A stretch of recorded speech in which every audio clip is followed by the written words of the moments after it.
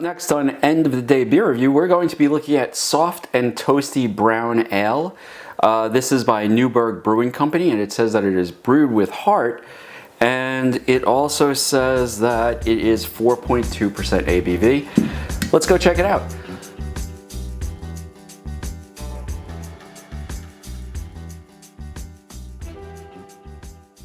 Hi everybody, it's Rich and welcome to the End of the Day Beer Review, and today we are looking at Newburgh Brewing Company's Soft and Toasty Brown Ale. This beer was born here, brewed and canned at Newburgh Brewing Company, 88 South Golden Street, Newburgh, New York. And this is coming in at 4.2% ABV, which is, a nice low ABV, which means it should be pretty approachable. Now, I have never actually been to the Newburgh Brewing Company, and I have 3 of their offerings, and I'm not even sure where they came from in my fridge.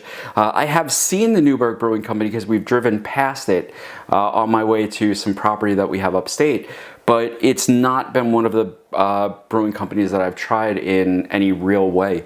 So I'm sort of excited to give this one a try. Let's crack it open. I do really like the can art on this, and I'm assuming that's actually, I mean, oh, look at that. Okay, so there is a picture of like Newburgh, New York and everything.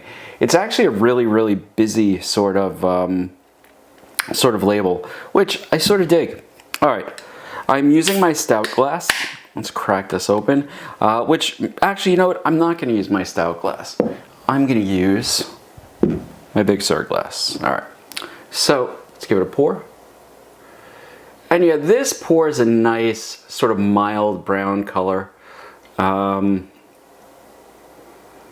I wouldn't even say that's like a full chestnut. That's just like, I don't even know. It's like a nice sort of like, you know what? It's sort of poured like a cream soda. I think that's probably the best way of putting it.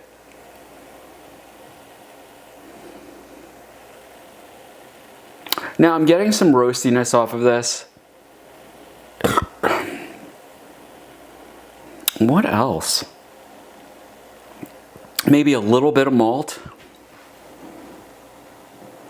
But honestly, there's not a whole lot on the nose. And I mean, I don't know if the camera showed it, but I actually got like, some of the head on my nose because I was trying to get anything. Okay, I am getting some roastiness there. A little bit of molasses, but it's way in the back.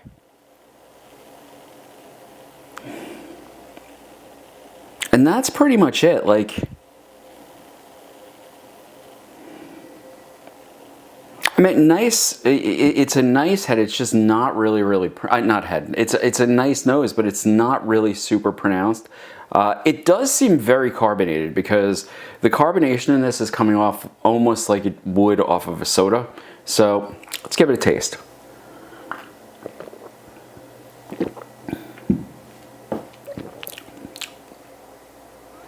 That's a little disappointing, actually. No, it's not an old can even.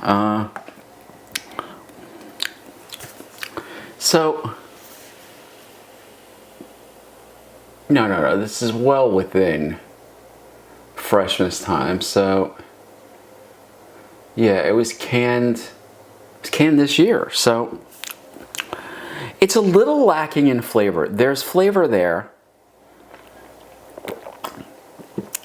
But instead of it being really super pronounced, it's almost like someone has taken a stout and like watered it down. So I get the roastiness there. I get a very hint of like this sort of molassesy, chocolatey note to it.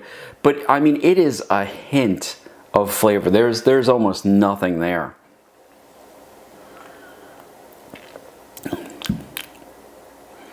Listen, it's completely inoffensive. There is some flavor there, but it's nothing that is overwhelming or would make me want to go back to this beer again.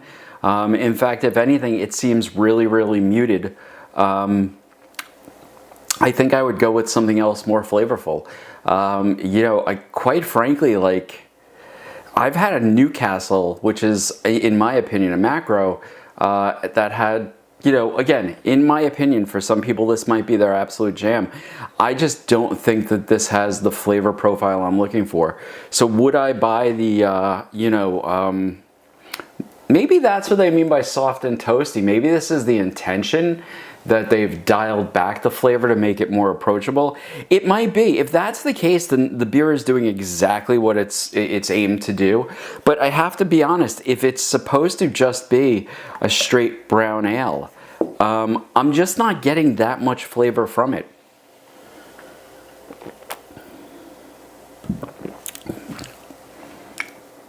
Again, not bad, just underwhelming.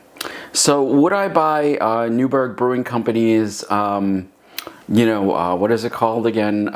Soft and toasty brown ale? I probably wouldn't. I've had other brown ales that have been better than this. Quite frankly, I think Roscoe's brown ale, again, my opinion, is much better than this, much more flavorful. I don't remember what I spent on this. I don't think it was a tremendous amount. But it just...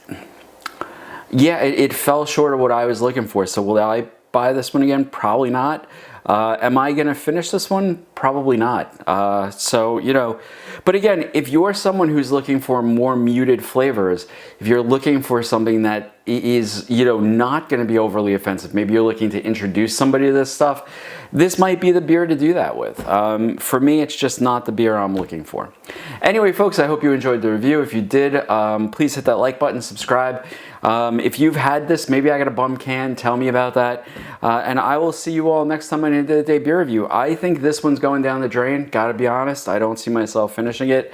If I'm gonna drink it and have the calories, I definitely then want, the flavor. So, and this just doesn't have it for me. Anyway, folks, see you next time on End of the Day Beer Review. Cheers.